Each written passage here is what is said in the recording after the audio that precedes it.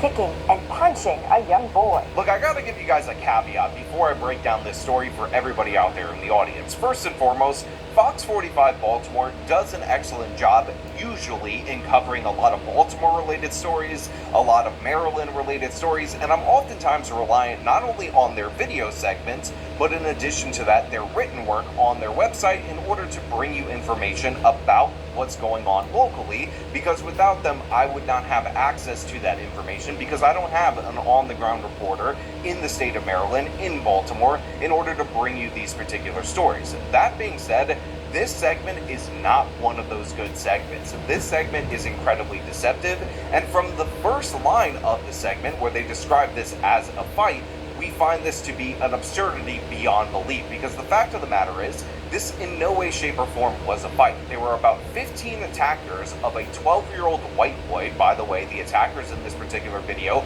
are all black. They filmed the video. They're laughing throughout the course of this video, and nowhere in there are you seeing this 12-year-old throw hands with any of this group of kids. What actually ended up happening, according to their own reporting when you read between the lines, is that this 12-year-old white kid was lured to an apartment complex where they decided to jump him, film jumping him, rip his shoes off, rip his pants off in order to humiliate him, and they're describing it as a fight. Now, of course, Libs of TikTok has the whole video on their particular Twitter page. I will link that in the description of this video for you to check it out. However, right now, I'm not going to be able to show you the clips of this particular crime because YouTube will age restrict and they will demonetize and they'll do all their different various dirty tricks in order to suppress this information.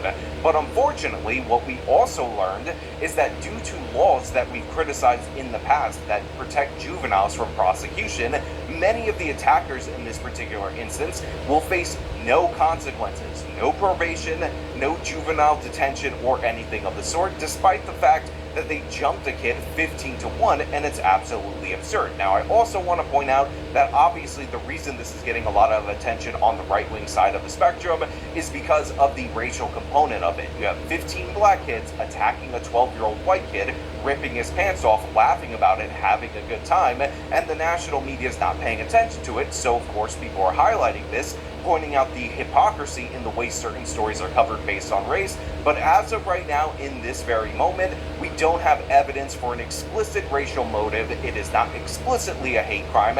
That being said, we've never really cared about motives like that on this particular channel. We cared about policy, and the policies in the city of Baltimore, in the state of Maryland, are aimed at protecting the perpetrator rather than the victim. And the way that this is portrayed in the news media also runs cover for the perpetrators and doesn't help the victim. Now, we're going to get into this, we're going to break this down, but before we do, I want to thank everybody who supports this channel via actualjusticewarrior.com/join. Give me the money. Give me the money, okay? Well, Baltimore County Police say they are aware of this video, and just moments ago, we got the latest on this investigation. Police say charges have been filed against 5 of the 8 individuals that police say were directly involved in this assault. All of the accused at least 13 years old or younger. And tonight, a closer look at the alleged crime. So yeah, as of right now, they're saying that all the perpetrators that they've had contact with law enforcement have been aged 13 or younger. And again, the idea that they're going to show us clips of a kid with his hands up protecting his head on the ground, being stomped out by kids that are definitely larger than him in his chest and all over his body, that they're going to be ripping off his pants, and they're going to describe this as a fight, as mutual combat, is absurdity. Again, I'm trying to use some still frames, but I want you guys to hear the audio. I want you to hear the jubilation, because this is absolutely ridiculous that they're even talking about it like this, even though we all know from what we're seeing that this was a horrific beating and a horrific jumping of this 12-year-old boy. It's a dramatic incident caught on cell phone video, circulating now on social media. A boy attacked. Baltimore County Police say it happened at the Kings Mill Apartments in Essex last Friday. A violent disturbance that unfolded in this patch of yard at Hadwick Drive. Neighbors who say they were not home that day are stunned now by what they see in the video. It's not right. It's disheartening. Like, I can cry. A boy seen in the video being punched, thrown to the ground, kicked, even at one point his pants pulled down by a group of several other young boys. Again, Fox Baltimore is describing this video pretty well. They're saying, look, he's seen being punched, kicked. He's also seen being stomped, make no mistake about it, while he's on the ground, not fighting back. He's trying to defend himself and protect his head, and then eventually they rip his pants off in order to maximize the humiliation factor of this particular kid. And again, it's disgusting behavior, and they're taking joy in it. Oftentimes on this channel, we will talk about the knockout game, and some people in the comments will get mad and they'll say, Sean, it's not a game, it's serious violent assault, as if I don't know that, as if I need you guys to write that in the comments. But the thing is that you're missing is that the reason it's referred to as a game is because the players of the game, the people trying to knock somebody out, do so for fun. It is a game to the perpetrators, to the people committing the violence. That's why I describe it that way,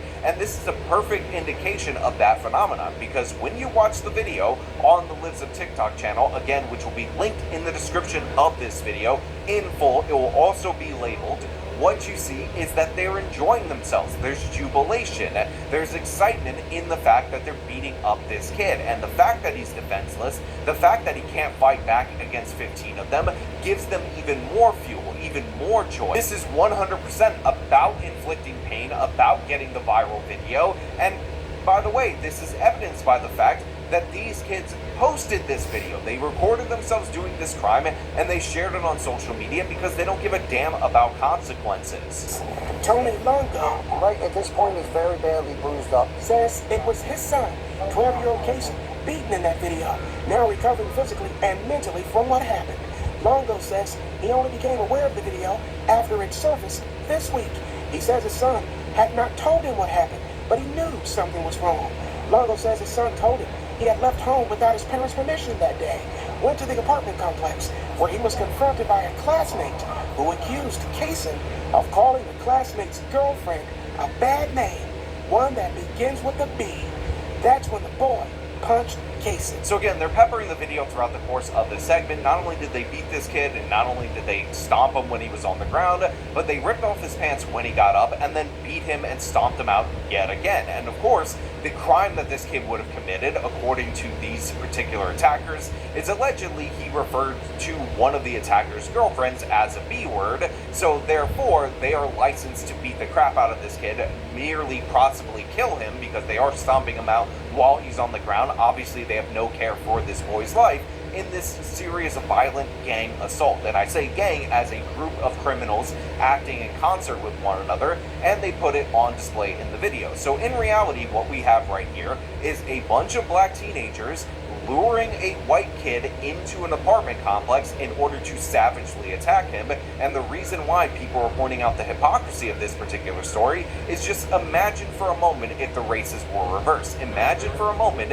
if 15 older white kids lured a small 12-year-old black kid to an apartment complex where he was away from friends and family in their neighborhood just to beat the crap out of him, just to accuse him of a ridiculous non-crime in order to have a pretext to assault him.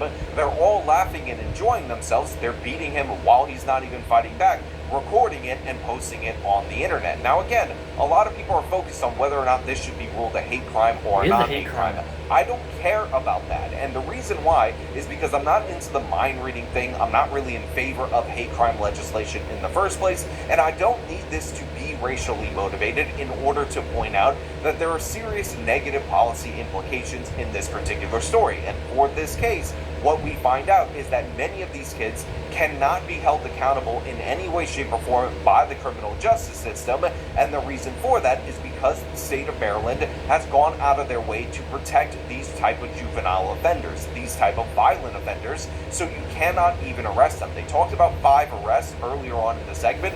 Make no mistake about it, that is 5 police contacts, because when you're this young in the state of Maryland, what they end up doing is taking you home after they have a police contact with you, and they can't initiate an arrest. And we talked about this in the context of carjacking and all these other different various crimes where kids will be contacted by the police, aka stopped in a car that they stole with a gun, dropped off at their parents' house, only to leave their parents' house in order to offend again. And we've also talked about the parents who desperately want their kids to be held accountable by the criminal justice system because they've lost complete and utter control over them. And by the way, We have seen reports time and time again that a full quarter of the carjackings can be attributed to kids in this particular category, but they won't change the law because, again, the law has been crafted in such a way to benefit the criminal. So the policy implication here is not how they adjudicate hate crimes here or there, it's how they adjudicate these crimes here or there, because these kids cannot be held accountable. Next thing you know, there's